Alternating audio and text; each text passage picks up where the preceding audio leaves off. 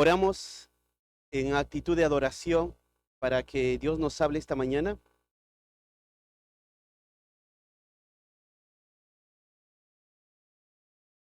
Padre, esta mañana, una vez más, nos presentamos delante de ti.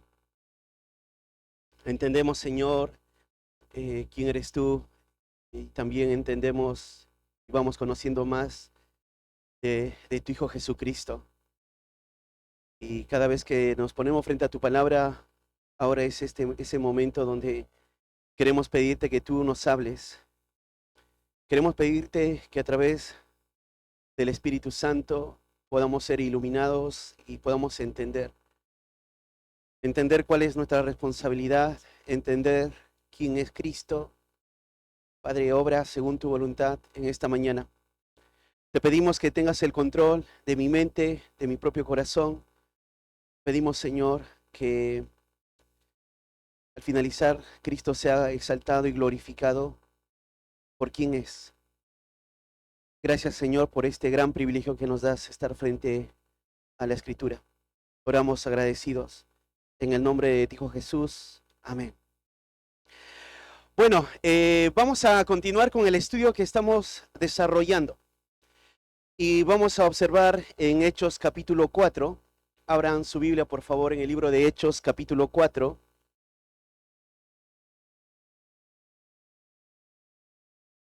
Y antes de leer los versículos que vamos a estudiar esta mañana, permítanme poder entrar a este escenario. Un hombre desprovisto de salud fue sanado completamente.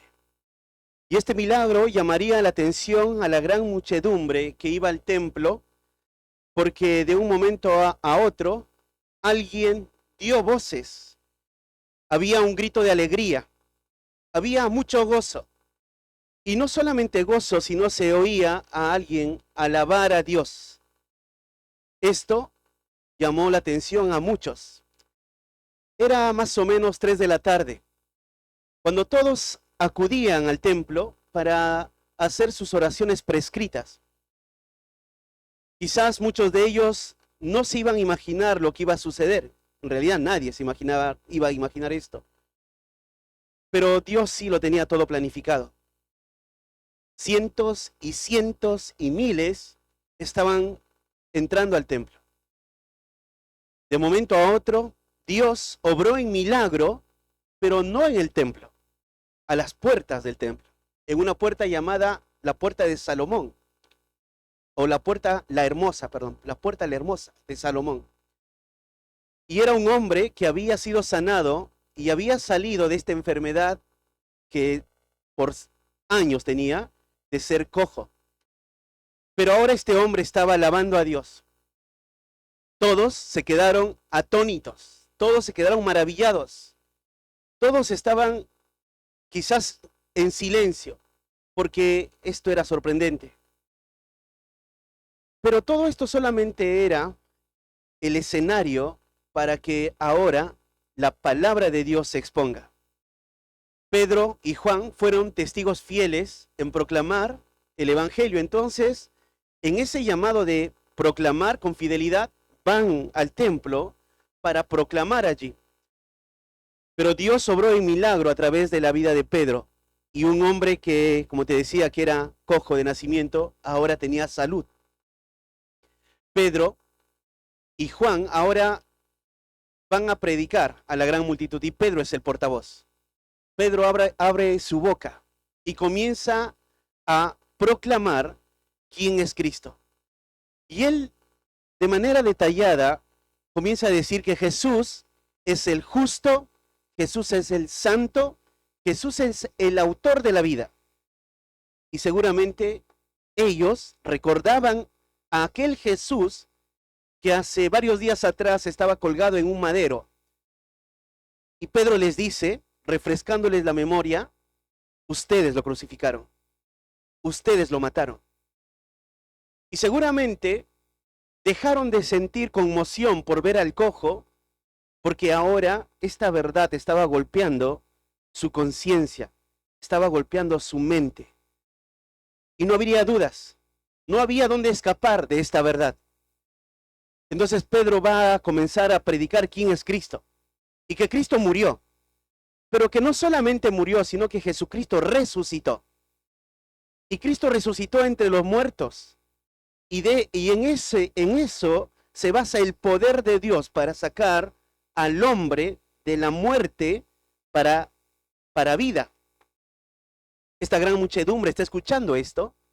Luego Pedro va a comenzar a decirles, arrepentíos. Después que Pedro les muestra su culpabilidad, ahora recién les dice, arrepiéntanse.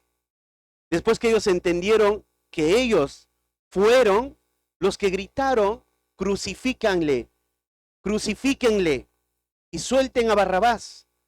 Pedro le dice, ustedes son culpables. Y ahora les dice, arrepiéntanse, porque Cristo murió y resucitó, arrepiéntanse y vuélvanse a Dios.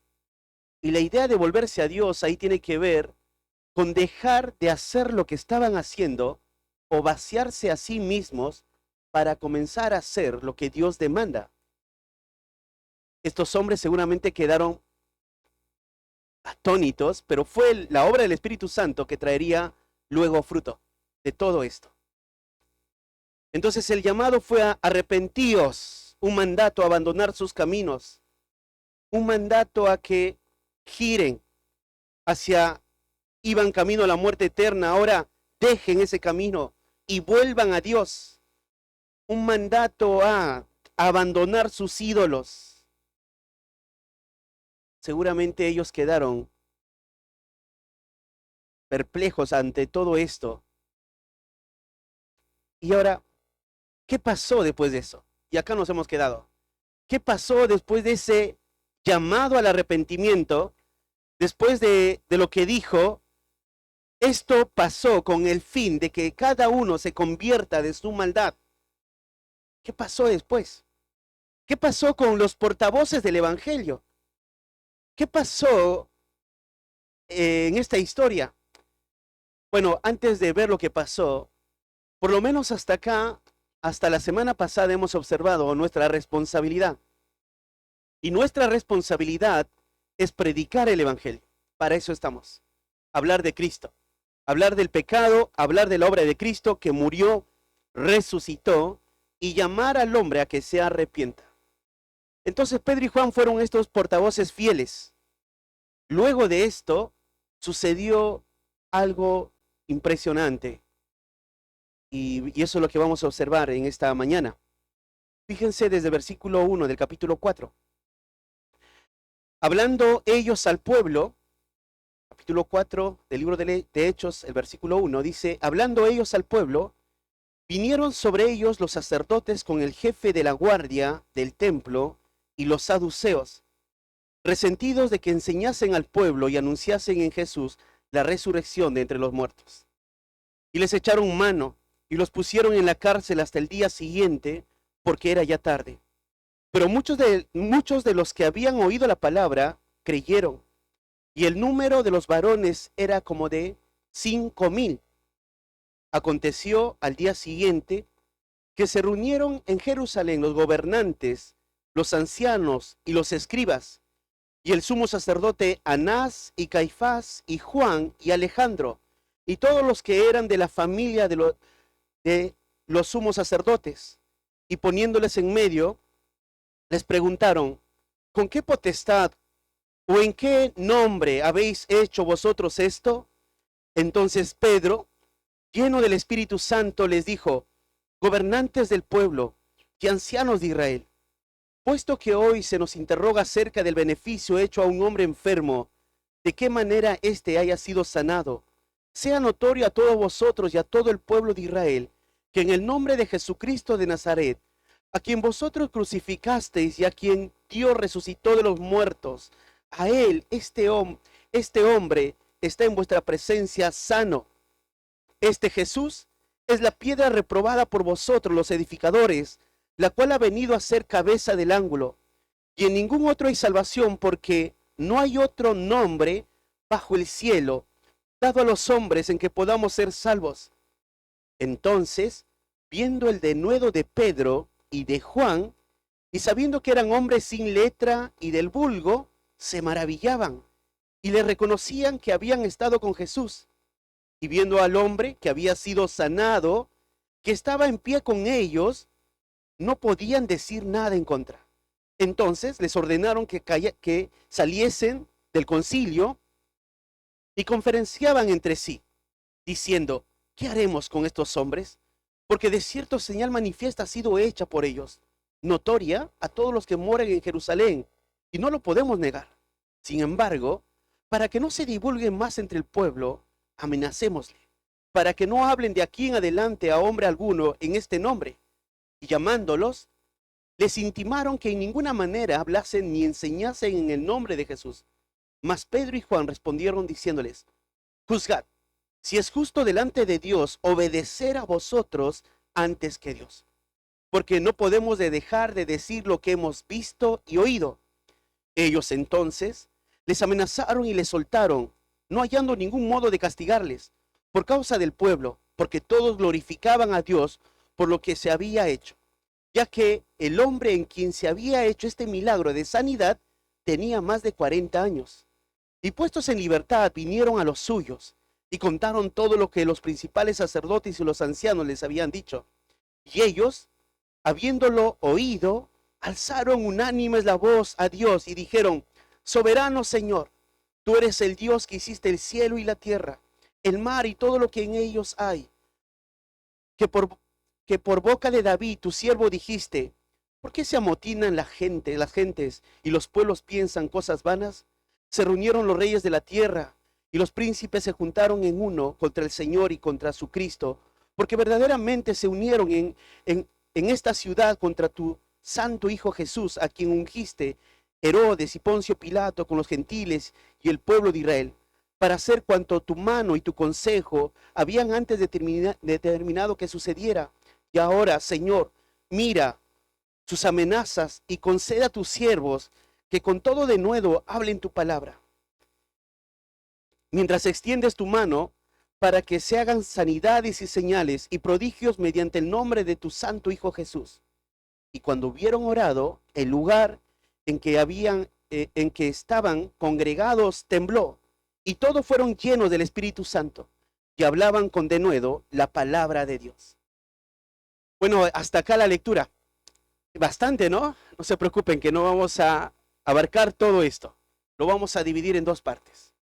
Pero el tema que vamos a ver de aquí en este domingo y el próximo domingo es salvación, obediencia y confianza en medio de la hostilidad. Salvación, obediencia y confianza en medio de la hostilidad. Te decía que Pedro y Juan fueron estos hombres fieles, testigos fieles, portavoces de la verdad. Proclamaron con valentía, Pedro proclamó con valentía a todo el pueblo. Todos estaban escuchando. Pedro, Juan, este hombre que fue ex cojo, estaba al lado de ellos. ¿Qué sucedió a continuación? Bueno, acá ahora nos muestra el autor, Lucas nos cuenta que empezaron a levantarse los enemigos y comenzaron a hacer cosas contra estos portavoces o estos testigos, Pedro y Juan. Entonces, y eso vamos a observar en primer lugar. En primer lugar, el primer punto es los frutos de la salvación en medio de la hostilidad de los enemigos. Los frutos de la salvación en medio de la hostilidad de los enemigos. Dice el versículo 1, hablando ellos al pueblo, vinieron sobre ellos los sacerdotes con el jefe de la guardia del templo y los saduceos. Pedro y Juan, como te decía, ellos están predicando la palabra de Dios. Ahora, estos predicadores lo que hicieron no fue maquillar, aumentar, ni bajar o diluir la verdad. Solamente dijeron de manera fiel lo que es el evangelio. Ellos no tienen que hacer nada, no tienen que hacer en un sentido argumentar o poner sobre esa verdad cosas o sabiduría humana para que la predicación sea más poderosa. Ninguna predicación necesita de una estrategia humana para que la palabra de Dios tenga poder en sí misma. Lo que Pedro y Juan solamente hicieron fueron fieles en anunciar la verdad. Ellos están escuchando de boca de ellos cómo se predica o quién es Jesús, cómo se predica fielmente, y ellos van a ser oidores de esta verdad. Entonces, sin duda, esto va a suceder también. Cuando la verdad es anunciada o cuando la luz es dada, también las tinieblas van a, va a ir contra la luz. Entonces, cuando la luz está brillando, las tinieblas con más fuerza querrá oponerse. Y esto sabemos por la boca de Jesús mismo. Mateo 10, del 16 al 18, dijo esto Jesús: He aquí, yo os envío como ovejas en medio de lobos. Sed pues prudentes como serpientes y sencillos como palomas. Y guardaos de los hombres, porque os entregarán a los concilios, y en sus sinagogas os azotarán, y aún ante gobernadores y reyes seréis llevados por causa de mí, para testimonio a ellos y a los gentiles. Ya Jesús les había dicho a ellos lo que iba a pasar. Él les dice: yo les envío en medio de lobos. Ahora, Pedro y Juan, ¿qué carácter tienen? Son ovejas de Cristo. Y son en un sentido sencillos y humildes, porque justamente en la lectura observaste que observaron y recordaron, ellos son gente del vulgo, no son gente letrada, lo menospreciaban a ellos. Pero Pedro y Juan mostraban ser discípulos de Cristo, ahora fueron frente a hombres hostiles, hombres despiadados. Y ellos, estos enemigos, van a querer ahora destruirlos, como fieras que quieren morder, como que quieren devorar, que quieren destruir a su presa. Ahora sí se van a poner frente a Pedro y a Juan. Ahora, pero si recuerdas un poco, hace más de 50 días atrás, antes que suceda esto, ya había un hombre que había pasado toda esta hostilidad y había sido Jesús mismo. Jesús mismo había pasado esta hostilidad frente a estos enemigos. Ahora sus discípulos comienzan a ser perseguidos por estos líderes. Entonces dice acá, hablando ellos al pueblo, vinieron sobre ellos los sacerdotes con el jefe de la guardia del templo y los saduceos. Y bueno, uno se preguntaría, ¿quiénes son estos sacerdotes?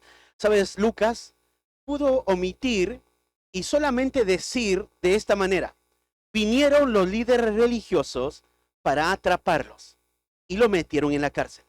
Pero Lucas no pasa por alto quiénes fueron, cuándo sucedió y por qué están ahí dentro.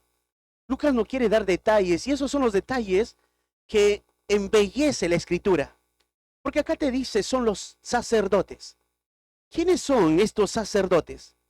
Bueno, estos sacerdotes son los que llevan las ofrendas que el pueblo les trae supuestamente delante de Dios. Recuerda que continuamente ellos tenían que hacer estos ritos, estas ceremonias. Cientos y cientos de judíos llevaban ofrendas y ellos tenían que presentar en el templo, o de cierta manera ellos tienen que estar cuidando el templo por cualquier necesidad. Pero todo esto cobra un segundo lugar porque escuchan a alguien hablando y alabando a Dios. Todo esto queda en segundo lugar porque otra vez llega a sus oídos la palabra Cristo, la palabra Jesucristo. Y ellos comienzan a enfurecerse, se enojan. Estos son, podríamos decir, son herramientas de las tinieblas. Son enemigos de la cruz de Cristo. Entonces ellos van a atrapar, dice así el texto. Vinieron sobre ellos los sacerdotes con el jefe de la guardia del templo y los saduceos. El jefe de la guardia del templo. ¿Quién es este hombre? El jefe de la guardia del templo. Bueno, debajo de él hay soldados, pero no son los soldados romanos. Son soldados del templo. Hombres que se encargaban y servían para los sacerdotes, para el sumo sacerdote y para beneficio del culto religioso judío. Y habían muchos de estos, muchos hombres. El jefe de ellos fue al lado de los saduceos. Ahora Lucas nos dice otro detalle, que son los saduceos. ¿Quiénes son los saduceos? Bueno, los saduceos son personas que pertenecen a la clase élite de la religión judía. Estos hombres tenían una gran diferencia con otro grupo de otros hombres de la religión judía, con los fariseos. Básicamente, los saduceos no creían en la resurrección de entre los muertos. Entonces, que Jesús haya resucitado iba en contra de lo que ellos enseñaban o creían. Y esto les enojó mucho. ¿Cómo? Seguramente alguno de ellos pensó, ¿cómo si hace días atrás hemos matado a ese hombre? Ese hombre murió en la cruz. Ahora se está hablando que resucitó. Y se enojaron ellos. Estos hombres ahora van a ir frente a Pedro y a Juan para atraparlos. Estos hombres miran con desdén y desprecio a sus rivales. Y para ellos los rivales ahora son los discípulos. Entonces, ahí está. Y dice, fíjense el versículo 2. Dice, y resentidos de que enseñasen al pueblo y anunciasen en Jesús la resurrección de entre los muertos. Ahora Lucas te da un detalle interesante. Te da lo que les mueve para hacer esto. ¿Por qué van a ellos? Acá te dice que están resentidos. Pero cuando hablamos de esta palabra resentidos, lo que viene primero a nuestra mente son un grupo de personas que están movidos con cierta tristeza por lo que ha pasado. Pero la idea acá es, sí ven lo que pasó, pero no están entristecidos, sino están enojados, están irritados, están llenos de ira, porque ahí la palabra resentidos es la idea de furiosos, están disgustados, exasperados. Es lo que Jesús dijo, yo los envío en medio de lobos. Y es verdad lo que sucedió. Predicaron la palabra de Dios. Ahora los lobos se levantan. Están enfurecidos y quieren devorar a los enemigos para lo que ellos creen que son enemigos. Quieren devorar a ellos. ¿Pero de qué? Fíjense esto. Resentidos de dos cosas. De que enseñasen y anunciasen. Ellos están enojados, están enfurecidos de que haya unos hombres que enseñan y anuncian. Ahora, la idea del verbo de enseñar y anunciar es un verbo presente activo. O sea, que los apóstoles no fueron una sola vez, no te da la idea que una sola vez lo hicieron, sino desde que el Espíritu Santo vino y moró en ellos no dejaron de ser esos testigos fieles de que Jesucristo resucitó entre los muertos. O sea, te da la idea que continuamente predicaban el Evangelio, continuamente hablaban de Cristo. Y entonces se llenaron de ira. Y ahí la idea de enseñar es compartir conocimiento y anunciar es la idea de proclamar. Entonces te da esta idea. Los apóstoles, quizá en un grupo más reducido de uno a uno, comenzaban a enseñar, a un grupo grande comenzaban a enseñar. Pero no solo eso, sino la idea de proclamar era como pararse y hablar a todos diciendo, israelitas, escuchen. Y para ellos todo eso era cuestión de odio, ira. ¿Cómo van a hacer eso? Están enfurecidos, irritados. De esto se trata el carácter de los enemigos de la cruz de Cristo. Bueno, hoy no ha cambiado. Hoy no ha cambiado el carácter de los que desprecian el Evangelio. Cuando tú vas a una casa y tú predicas a cierta familia, en medio de esa familia va a haber personas que se oponen al Evangelio. Se van a irritar, se van a enfurecer, y ahora ya vienen a hablar de Jesús.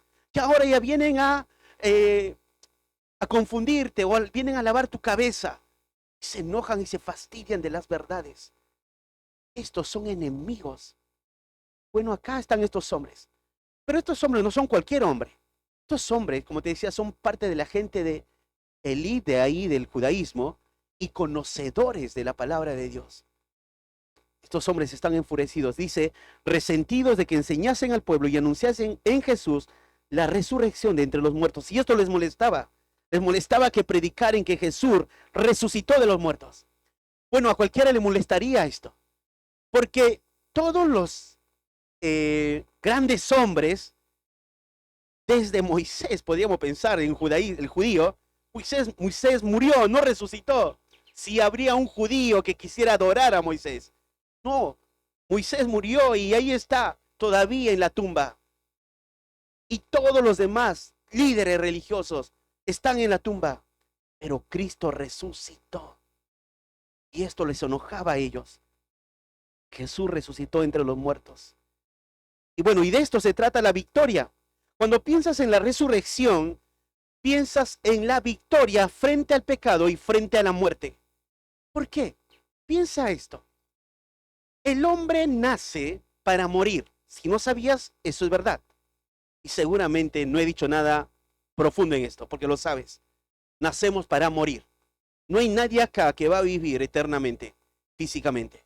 Todos nacemos para morir. Pero piensa esto. Nacer para morir, pero para morir eternamente. E irte al infierno eternamente. Porque el hombre nace en pecado y va camino a la muerte eterna.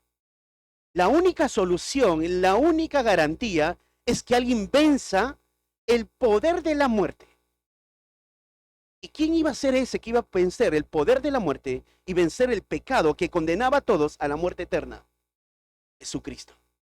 Entonces, si de la ecuación de el evangelismo quitas la resurrección, no tienes nada.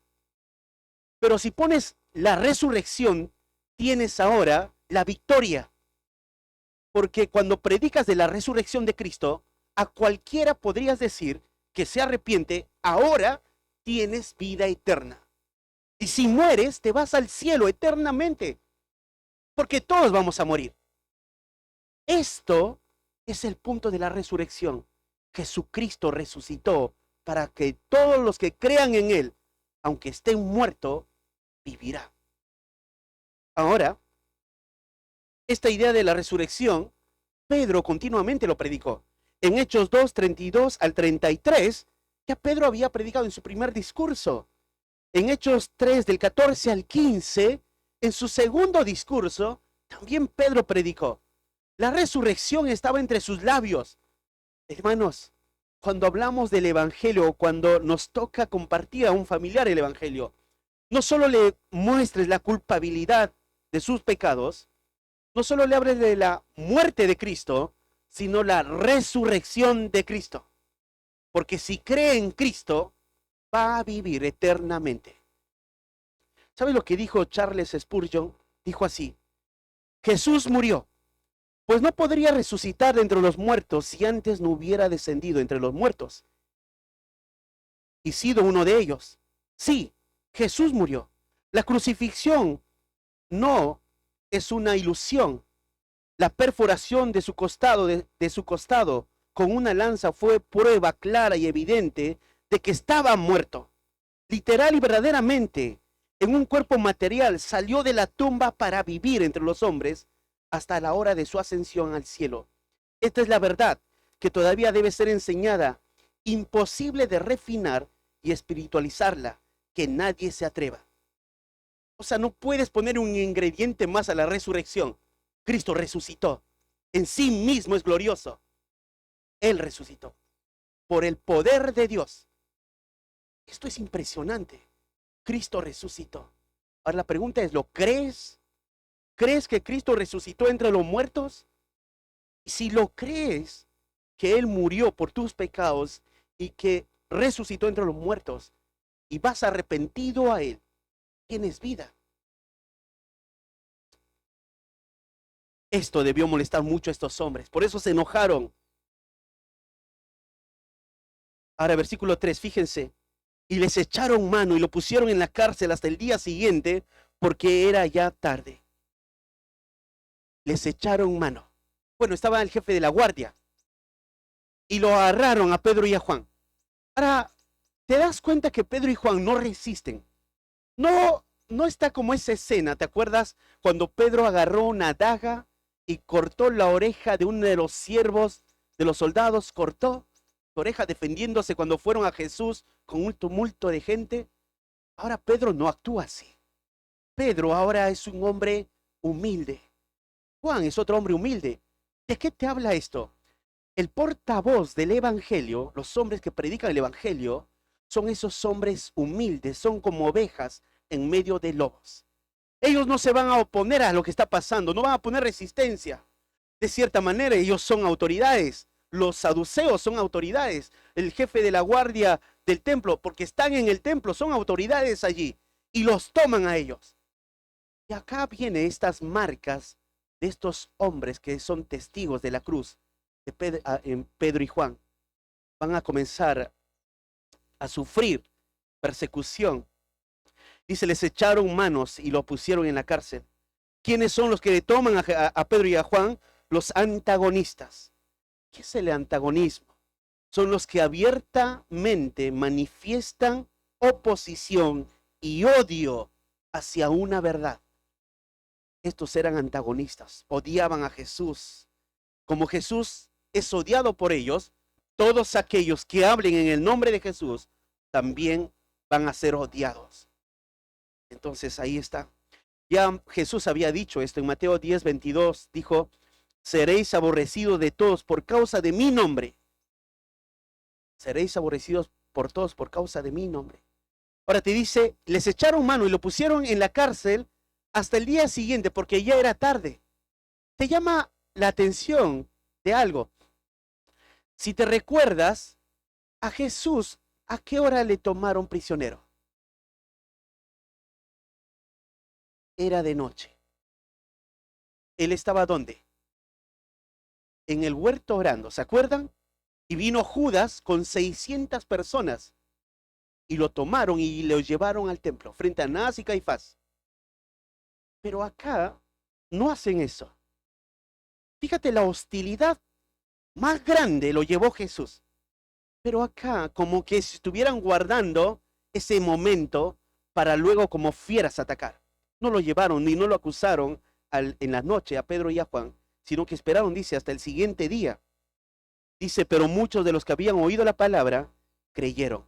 Y esto es lo interesante en medio de la hostilidad, en medio cuando las tinieblas pareciera que prevalecieran, hay este pero. Esto es hermoso. El pero es contraste a todo lo que está pasando. Esto es malo, malo, malo, malo, y esto era terriblemente, pero ese pero solamente Dios lo puede hacer. Dice, pero muchos de los que habían oído la palabra, pasó, creyeron. Muchos. No uno, muchos. Y el número de los varones era como ¿cuántos? 5,000. 5,000 personas creyeron en el Evangelio. Esto es el poder de Dios para la salvación. Fíjate esto. En un momento, Lucas nos dice que la salvación es del Señor, que Dios es el que trae frutos. Él es el que trae frutos. Solamente los demás tienen que ser portadores de la verdad, fieles en anunciar. Y cuando sucede eso, en Dios en su gracia da frutos. Entonces hay algunas cosas para pensar de lo que hemos observado. En primer lugar, los predicadores solo exponen la palabra de Dios y no se trata de experiencias, contar las experiencias, no se trata de maquillar el mensaje, no se trata de nada de eso. Se tiene que anunciar fielmente la escritura. Ahora, hay otra idea acá en medio de todo de este primer punto que estamos observando. En medio de la obediencia hay hostilidad. En medio de la obediencia hay hostilidad. Cada vez que tú seas obediente al Señor, te aseguro que va a venir la hostilidad de otros. Cada vez que digas, voy a ir a escuchar la palabra de Dios, tal día a la iglesia, los que son hostiles al Evangelio se van a levantar y te van a decir, estás perdiendo tiempo allí, te han lavado la cabeza, no sé, solo buscan tu dinero, no sé, estás loco. Cualquier cosa te van a decir. Los enemigos se levantan, siempre. Cuando hay obediencia se levantan los enemigos de la cruz. Hay otra verdad. La otra verdad es Debemos ser fieles en proclamar la resurrección de Cristo, porque Él va a traer frutos para su gloria. Dios traerá frutos para su gloria.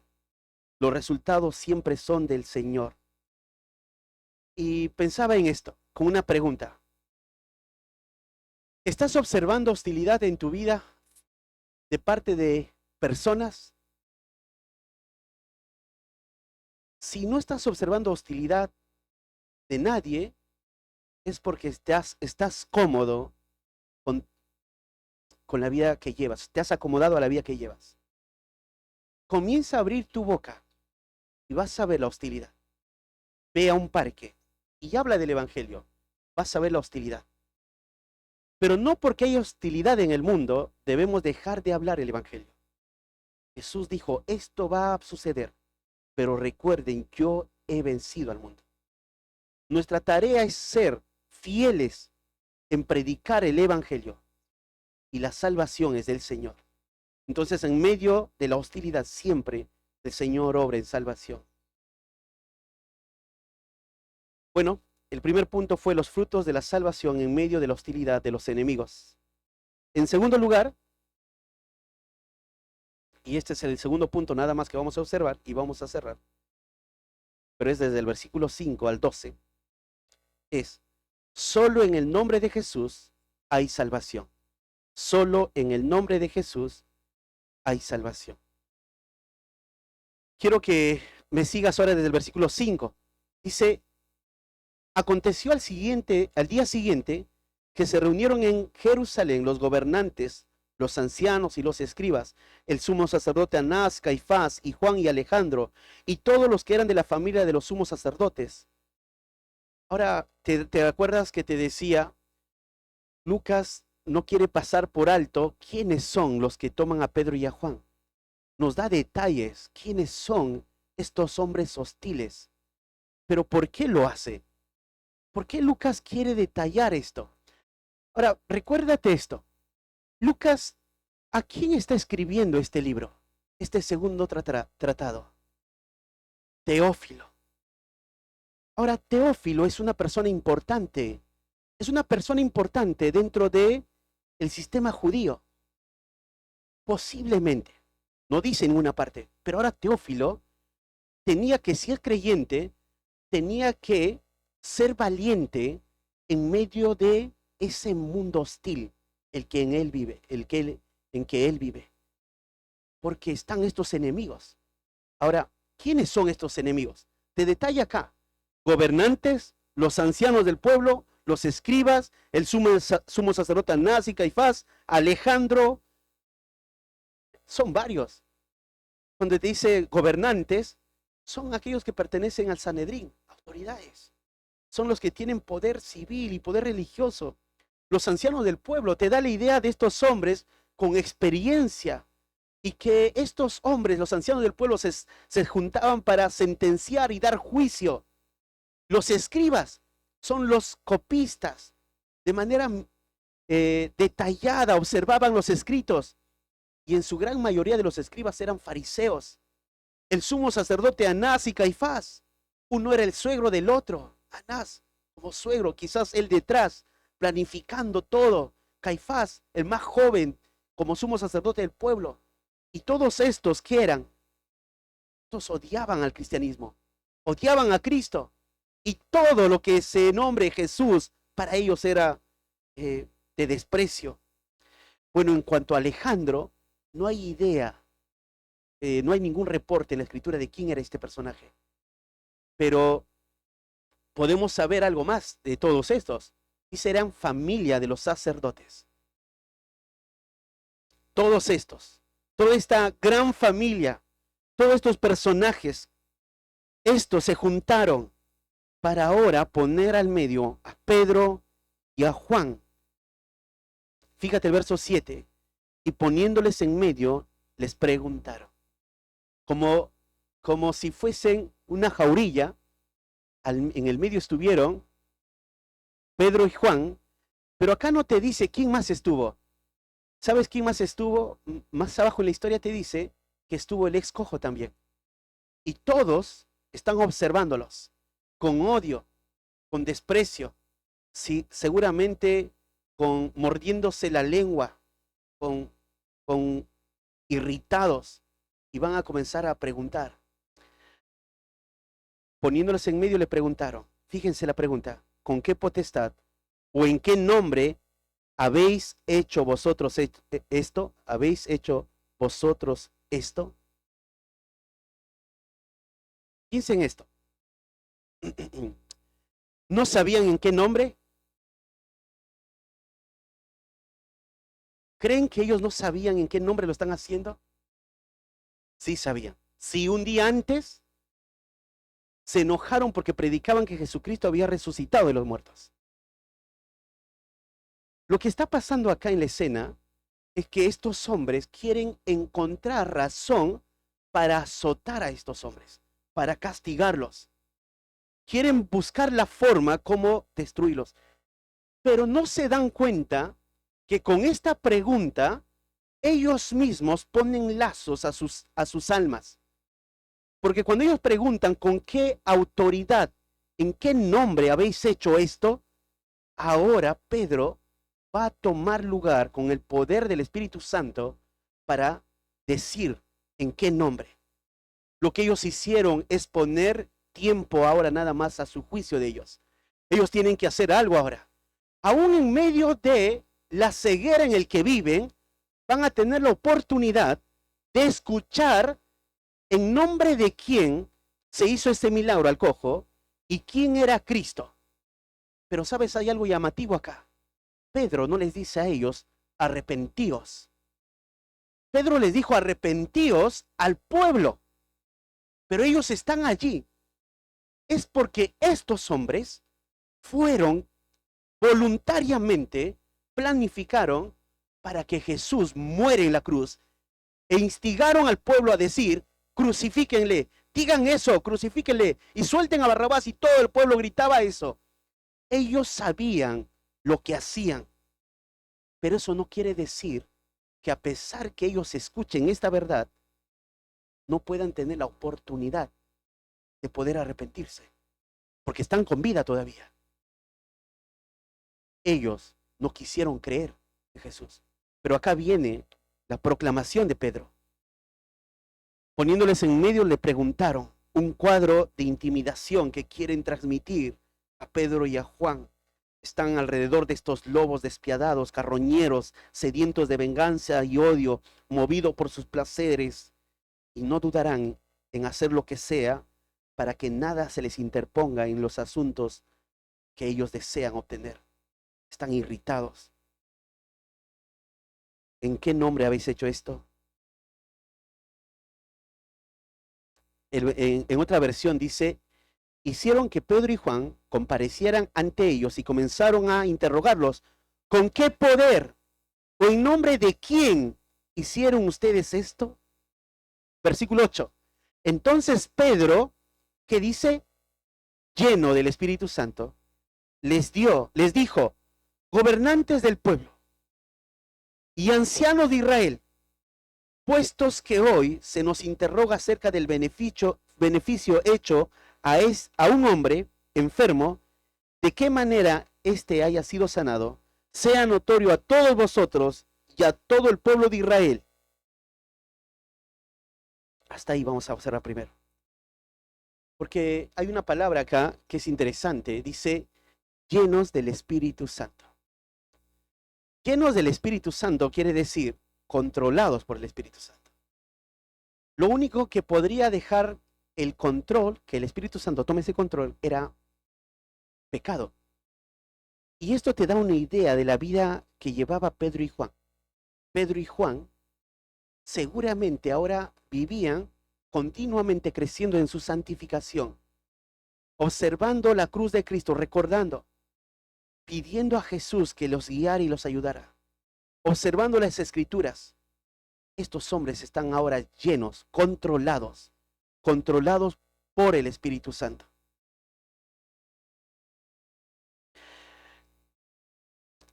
Acá, cuando miraba esto, miraba un contraste aún. Porque fíjate esto, están tres hombres, quitándolo al excojo serían dos, Pedro y Juan, al medio, y alrededor una multitud de gobernantes. Piensen esto. Los que están al medio son controlados ¿por qué? ¿Por quién? Por el Espíritu Santo. Y los que están alrededor, ¿por qué son controlados? Son controlados por el odio, como dice, resentido, decía en un momento, ¿no? Controlados por su propio corazón. Tenían odio a la cruz de Cristo. Un gran contraste entre el mundo de las tinieblas y los creyentes que son controlados por el Espíritu Santo.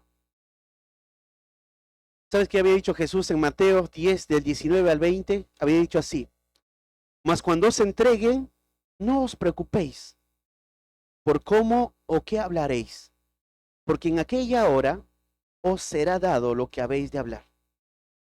Porque no sois vosotros los que habléis, sino el Espíritu de vuestro Padre que habla en vosotros.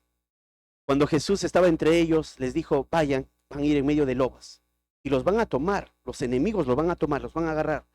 Pero cuando estén en medio de ellos, no duden que va a pasar algo. El Espíritu Santo va a hablar por ustedes. La idea ahí del Espíritu Santo es que Él los va a controlar. Ahora, Pedro y Juan, ¿recuerdan ustedes? Pedro no fue cualquier hombre que pasaba, despertaba, no sé, 9 de la mañana. Juan, es hora de ir a la reunión de oración. Bueno, levántate, tú come algo, vamos. Y luego, no sé, se sentaban. Menos mal que no había WhatsApp en aquel tiempo. No sé, pasaban un rato haciendo una cosa y luego otra vez vamos a la hora de la oración.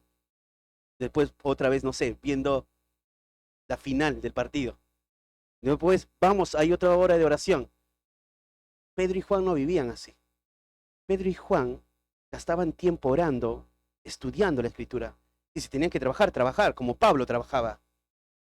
Te da la idea de que estos hombres eran controlados por el Espíritu Santo porque pasaban tiempo en oración y estudio de la palabra de Dios, para que cuando enfrenten una situación como el que están enfrentando, el Espíritu Santo use la Escritura de manera fiel para oponerse a los enemigos. Y este es el cuadro acá. El Espíritu Santo ahora va a usar a Pedro y va a comenzar Pedro a hablar fielmente. Versículo 10 dice: sea notorio a todos vosotros y a todo el pueblo de Israel. Antes de esto, hay una expresión en el versículo 9, dice: puesto que hoy se nos interroga acerca del beneficio hecho a un hombre enfermo. Beneficio hecho a un hombre enfermo. Piensen en esto, hermanos, en la palabra beneficio. Piensa en este hombre excojo. ¿Había alguna razón para que Dios le sane? Este hombre ¿había alguna razón para que Dios diga, te tengo que sanar? Beneficio es gracia. Este hombre excojo no tenía ningún beneficio, ningún sentido, ningún derecho. Solo Dios por gracia le dio la sanidad y la salvación. De la misma manera eso hace Dios en nuestras vidas. ¿Quién puede decir acá, yo tengo el derecho de ser hijo de Dios? Nadie. Es un beneficio dado de manera, diríamos, gratuita. Gracia sobre gracia. Ahora sí, sea notorio a todos vosotros y a todo el pueblo de Israel. Estaban todos los líderes que en algún momento llevaron a Jesús frente a Pilato. Ahora tendrían la oportunidad, una vez más, de oír. Todos vosotros y todo el pueblo de Israel. Entonces acá ves Dios preparando el escenario para que Pedro, a los líderes religiosos, proclame esta verdad. Pensaba en esto. Piensen en esta escena. Pedro, cuando a Jesús lo tomaron, recuerden eso, cuando a Jesús lo tomaron prisionero, dicen los textos que los discípulos huyeron. Todos huyeron y lo tomaron a Jesús y lo llevaron al templo frente a Anás, luego a Caifás. Y solamente Pedro y Juan fueron. ¿Y Pedro cómo fue cuando Jesús estaba tomado prisionero? escondido, ¿se acuerdan? Estaba escondido y se escondía entre la gente y se ponía donde los soldados están calentándose con el fuego, se ponía Pedro al costado y le decían, tú eres uno de ellos.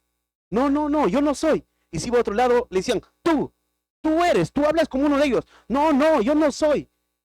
Y Juan, de lejos, él tenía de cierta manera privilegio, entró, pero miraba de lejos a Jesús. Pero ahora es distinto. Pedro va a hablar a estos hombres que estaban ese día, sentenciaron a Jesús. A Pedro, con valentía, no hay temor, hay coraje, hay fortaleza. ¿Y en qué se basa?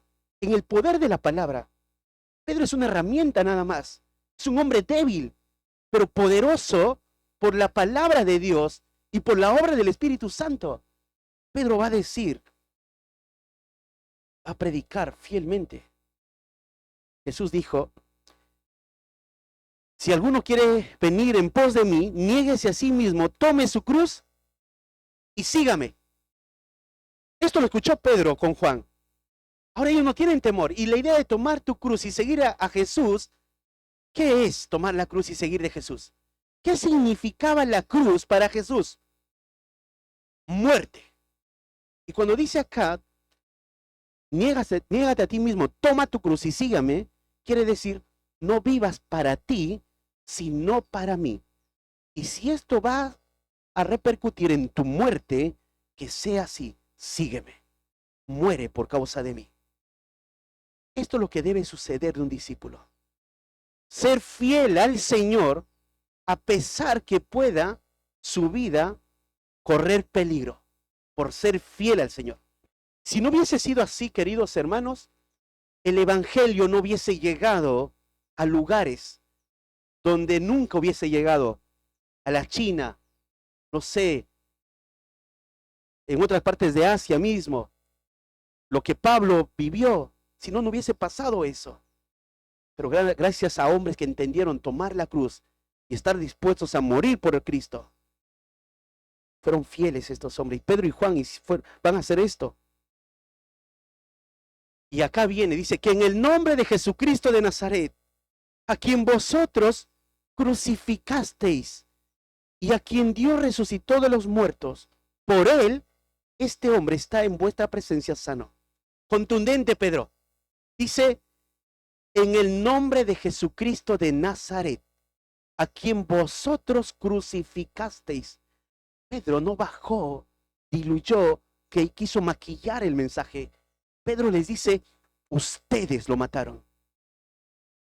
Pedro está en la boca del lobo. Están ahí alrededor de Pedro.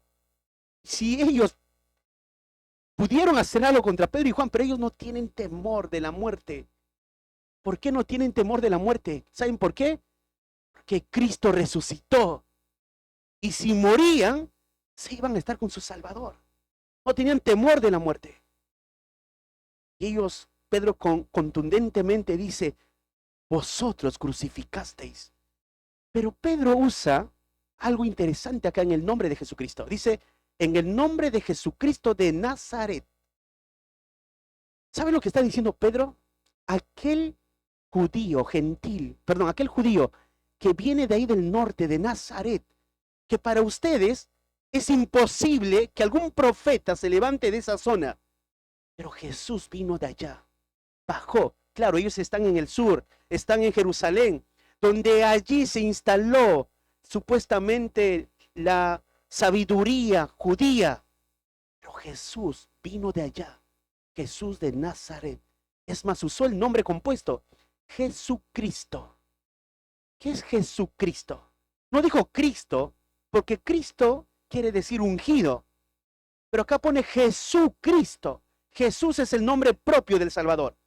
Jesucristo le está diciendo, ese Jesús es el Mesías que vino del norte para estar acá y ustedes lo mataron. Ahora no había dudas. Pedro fue fiel y contundente. Estos hombres no tienen ahora qué decir. Están escuchando. La verdad está siendo como una espada de doble filo penetrando. ¿Cómo van a responder ellos? Fíjense, dice, a quien vosotros crucificasteis, y no solo ahí termina, y a quien Dios resucitó de los muertos. Una vez más Pedro habla de la resurrección. Dios resucitó de los muertos. ¿Sabes? Le está diciendo a ellos, no pudieron matarlo. No pudieron matarlo. Lo mataron en un sentido, pero no pudieron en un sentido, sería eliminarlo, borrarlo, porque resucitó. Cristo resucitó. No pudieron en un sentido desecharlo, porque Él venció la muerte. Y dice Él, por Él, este hombre está en vuestra presencia sano. Por Él está este hombre en vuestra presencia sano. Fíjate, Pedro no toma ningún lugar en esto, lo que pasó en el milagro. Hoy hombres dirían, yo tengo el don de sanidad, diría alguno. Yo soy el apóstol. Pedro no es así. Pedro dice, Jesús lo hizo. Recuerda que los milagros solamente eran para atestiguar el mensaje. Y los judíos querían escuchar, observar señales. Y se hizo señales acá, pero para que oigan el mensaje. Por Él este hombre está en vuestra presencia sano. Y la idea acá, sano, restaurado completamente. El hombre no estaba con muletas, ayudado por varones, está completamente sano. Un milagro es esto. Un milagro es algo inexplicable, sobrenatural. No se puede explicar por el entendimiento humano. Dios hizo esto, lo sanó completamente. Y versículo 11 dice así, este Jesús es la piedra reprobada por vosotros los edificadores, la cual ha venido a ser cabeza del ángulo. Pedro, impresionante. Pedro no termina su mensaje, dice, este Jesús es la piedra reprobada. Seguramente todos los que están allí recordaron un pasaje del Antiguo Testamento. ¿Recuerdas que Pedro está alrededor de los líderes? Conocen la ley. Fíjate lo que dice Salmo 118, versículo 22. Salmo 118, versículo 22. Allí dice, Salmo 118, 22. No pierdas, si buscas, no pierdas Hechos, por favor. Salmo 118, 22. Dice así. La piedra que desecharon los edificadores ha venido a ser cabeza del ángulo. Esto lo conocían estos hombres, porque eran conocedores de la ley, conocedores de los escritos, sabían bien. Ahora Pedro les está diciendo, ¿sabes Jesús quién fue? Fue la piedra del ángulo. Y ustedes lo desecharon. Lo que está diciendo Pedro es, se cumplió. Se cumplió lo que decía aún la escritura. No hay dudas, ustedes lo desecharon, pero esa piedra vino a ser cabeza del ángulo. Te cito lo que Samuel Pérez Millos comenta sobre el asunto en su libro. Dice, cito, cabeza del ángulo, como referencia a la piedra central de la estructura, o a la piedra de cierre de un arco de sustentación. Él es la cabeza, como piedra angular de todo el reino de Dios, el núcleo de la salvación del hombre y el restaurador de todas las cosas. Jesucristo dice ha sido piedra del ángulo, pero ustedes lo desecharon. Pero ha venido a ser piedra del ángulo. Ha venido a ser piedra del ángulo. Este Jesús es la piedra reprobada por vosotros los edificadores, la cual ha venido a ser cabeza del ángulo. En una construcción, y antes se observaba esto mucho más, se ponía una piedra donde todo el peso, toda la estructura iba a descansar sobre esa piedra. Y dice, Él es Jesús. Y vosotros son los edificadores. Acá Pedro les está poniendo un peso de lo que ellos son como líderes. ¿Ustedes están edificando o no? Ellos son los que edifican, porque ellos son los líderes responsables de Israel. Pero vosotros lo desechasteis a esa piedra que fue reprobada por vosotros. Perdón por la redundancia, pero Versículo 12, fíjense. Y en ninguno otro hay salvación, porque no hay otro nombre bajo el cielo dado a los hombres en que podamos ser salvos. Con este pasaje vamos a cerrar. En ningún otro hay salvación, porque no hay otro nombre bajo el cielo dado a los hombres en que podamos ser salvos. Hermanos, Pedro no está tratando de hablar de la sanidad del cojo. Sí refirió que el poder que obró fue de Dios para que él esté sano. Y punto. El punto de Pedro fue hablar la palabra de Dios y la salvación. ¿Sabes cuál es el punto central? Es la salvación. Hace momentos te dije, el hombre nace y muere. Y todos van ese camino. El punto es la salvación. ¿Qué vas a hacer con Jesús?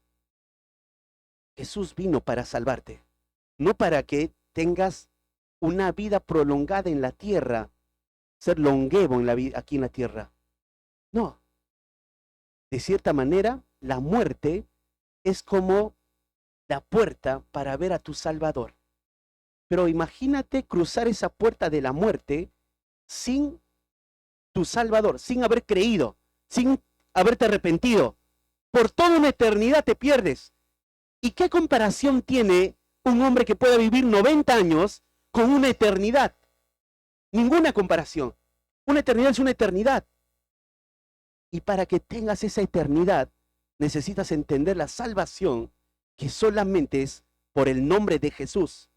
No hay ninguna comparación 90 años con una eternidad. Es insignificante 90 años o 100 años. El hombre que haya vivido 110 años es insignificante a toda una eternidad. Por los siglos de los siglos de los siglos de los siglos. Para siempre jamás. De la misma manera, un hombre puede perderse eternamente en el infierno. El punto es la salvación y Pedro pone el énfasis continuamente. Cristo murió, resucitó. Es más, solo en su nombre hay salvación.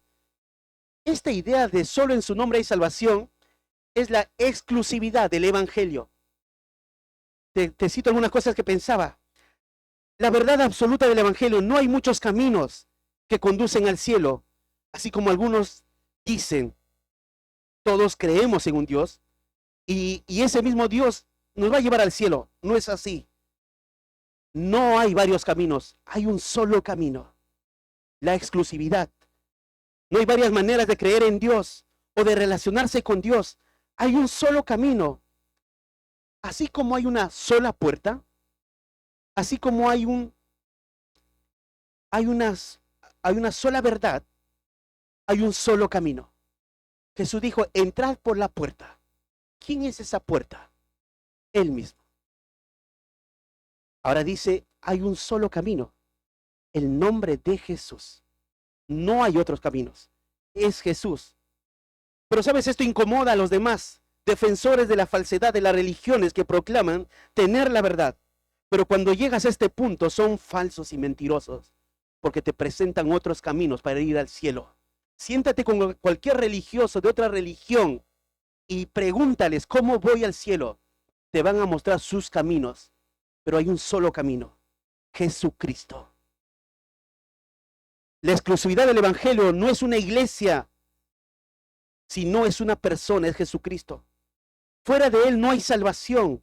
No hay salvación por más plegarias que haga el hombre o alguna imagen, sea cual fuere.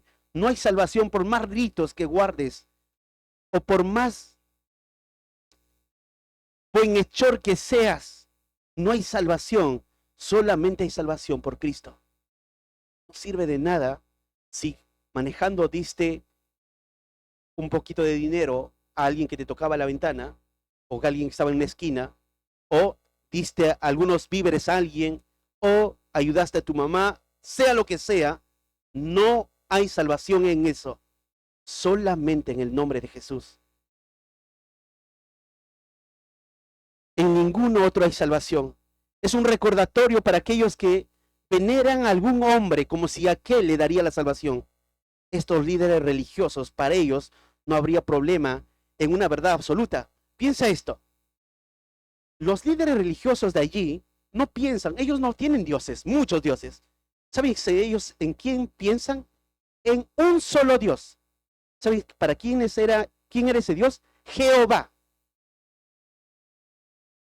¿Saben lo que no entendían ellos? Que ese Dios habitaba en tres personas. El Hijo Eterno es el siervo sufriente que decía Isaías. Debieron haber creído en él, porque él dijo, yo y el Padre uno somos. Pero ustedes no creyeron. Solo hay un Dios, es verdad. Y hay un solo Hijo, el Hijo Eterno, que coexiste en la misma esencia que el Padre. Y debieran creer en ese Hijo, porque Él es el camino al Padre. El siervo sufriente de Isaías 53 es Jesús. Crean en ese nombre. Ustedes que son y tienen la ley, crean en eso, diría Pedro, ¿no? Pensarían con ellos de esta manera.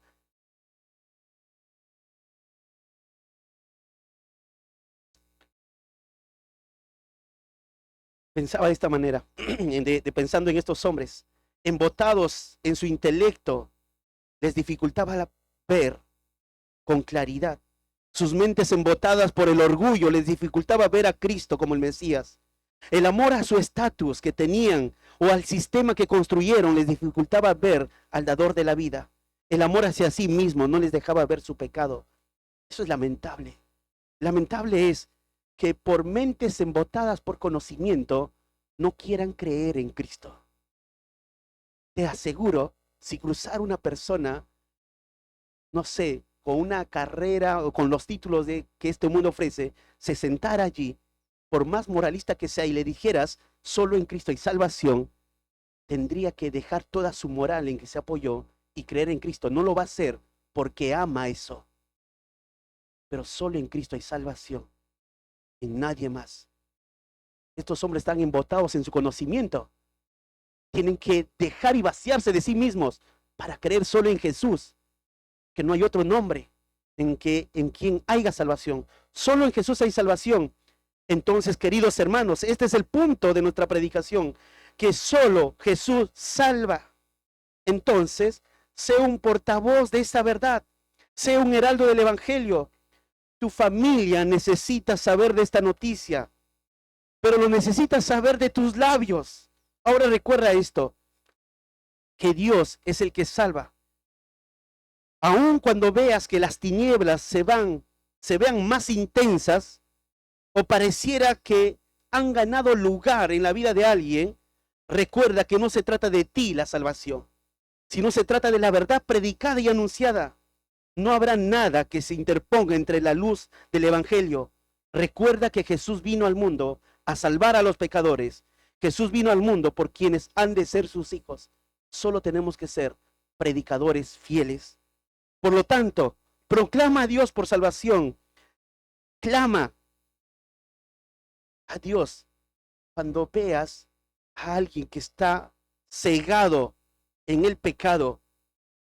Es clamar a Dios. No se trata de adornar la palabra de Dios, de diluir la palabra de Dios. Se trata de decir la palabra de Dios. No se trata de que venga alguien y le diga todavía a esta persona la palabra de Dios. Si tú entiendes la palabra de Dios, tú dilo en la palabra de Dios. Porque si, como Jesús dijo, si aún un muerto se levantara entre los muertos, no van a creer si no escuchan a Moisés y a los profetas. Tienen la escritura, tienen la palabra de Dios y tienen que creer en la palabra de Dios. O sea, ningún hombre, acá es el superhombre, para que pueda presentar con eficacia el Evangelio, sino tiene que ser fiel solamente en anunciar la escritura y hablar de que Cristo murió, resucitó y que se arrepientan de sus pecados. Eso es la idea. Y Pedro termina diciendo, porque no hay otro nombre bajo el cielo dado a los hombres en que podamos ser salvos. Exclusividad, absoluto, no es relativo. Hay un solo camino. Y esto incomoda a muchos. Cuando te juntas con personas dices, yo tengo mi verdad, él tiene su verdad. Tenemos que respetar la verdad de todos. Lamentablemente, no es que no respete en un sentido. Tienes tu verdad, pero hay una sola verdad y no se trata de mi verdad. Se trata de lo que Dios dice. Hay una sola verdad. Y todo lo demás, si no está bajo esta verdad, es mentira. Hay una sola verdad. Y es Cristo. Y ese evangelio llegó a nosotros. Y nosotros somos salvos por gracia. ¿Quién merecía eso? ¿Quién merecía tener al Hijo eterno? Nosotros hemos creído. Jesús, antes que muera, dijo: mas no ruego solamente por esto, sino también por los que han de creer en mí por la palabra de ellos. 11 hombres buscaron al 12º, Matías. 120 esperaron la promesa del Espíritu Santo. Luego ellos fueron fieles en proclamar el evangelio. Y un día ese evangelio llegó a tu vida, llegó a mi vida. Jesús dijo eso: por los que habían de creer en mi nombre por la predicación de ellos. Hubieron hombres fieles que nos predicaron el evangelio. Por eso estamos acá. Entonces, la salvación, obediencia y confianza en medio de la hostilidad. Ahora, aquellos que creyeron en el nombre de Jesús, hemos sido perdonados, hemos sido lavados de nuestra maldad, hemos sido santificados. Y eso solo fue por pura gracia. Termino citando una canción. Dice: solo en Jesús está mi fe, mi esperanza y mi canción. Piedra angular, firme sostén, inconmovible en la aflicción. Cuán grande amor, inmensa paz, en el temor o adversidad. Consolador, amigo fiel, yo en su amor me sostendré. Solo en Jesús, Hijo de Dios, quien se humilló por nuestro bien. Cordero de mi salvación, por este mundo herido fue, en una cruz fue a morir. Y Dios mostró su gracia allí, pues mi pecado él llevó, en su aflicción vida me dio. Solo en Jesús. La pregunta: ¿creíste en Cristo como tu único Señor y Salvador? ¿Te arrepentiste de tus pecados? Hoy es el tiempo. Arrepiéntete para que tengas vida. Padre, te damos gracias por tu palabra. Qué hermoso es ver, Señor, estas verdades. Gracias, Señor. Ayúdanos a pensar cuán hermoso es la cruz, pero porque tu Hijo murió y resucitó. Y es un recordatorio, Señor, de lo que significó que tu Hijo cargara nuestros pecados. Te queremos pedir también, Señor, por fortaleza para nuestras vidas, para ser testigos fieles en anunciar y proclamar el evangelio a un mundo oscuro, en tinieblas. Oramos por las personas que aún no entendieron el evangelio, porque se aferran a distintas cosas. Ten misericordia, Señor, y te pedimos que los salves. Usa tu palabra, Señor, usa nuestra vida para ser esos portavoces fieles de la verdad. Gracias, Señor, por esta mañana. Que tu nombre, que tu Hijo sea exaltado, Señor. Gracias por todo. Oramos en el nombre de ti, oh Jesús. Amén.